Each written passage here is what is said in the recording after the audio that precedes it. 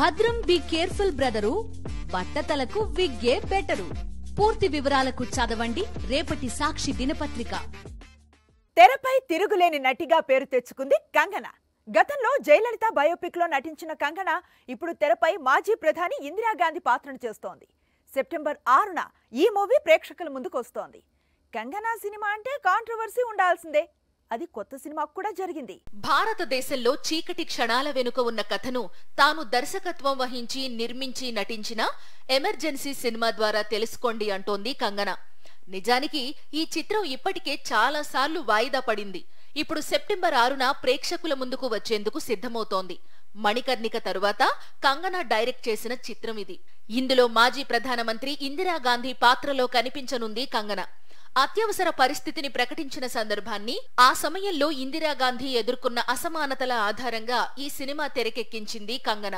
దర్శకురాలిగా ప్రాణం పెట్టి ఈ సినిమా కోసం పనిచేసినట్లు చాలాసార్లు చెప్పుకొచ్చింది కంగన. అయితే ఇందులో తమ వర్గం గురించి తప్పుగా చిత్రీకరించారంటూ శిరోమణి గురుద్వారా ప్రబంధక్ కమిటీ చెప్పుకొస్తోంది. ఇందులో భాగంగా కంగనా సహా టీంలో మరికొందరికి లీగల్ నోటీసులు పంపింది. ఇటీవల విడుదలైన ట్రైలర్ ను సోషల్ మీడియా ప్లాట్ఫామ్స్ నుంచి తొలగించడం కాకుండా మేకర్స్ లిఖితపూర్వకంగా క్షమాపణలు చెప్పాలని నోటీసుల్లో పేర్కొంది.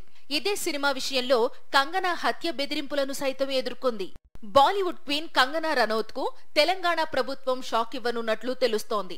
ఆమె ప్రధాన పాత్రలో నటించిన ఎమర్జెన్సీ సినిమాను రాష్ట్రంలో నిషేధించాలని రేవంత్ రెడ్డి ప్రభుత్వం యోచిస్తున్నట్లు సమాచారం.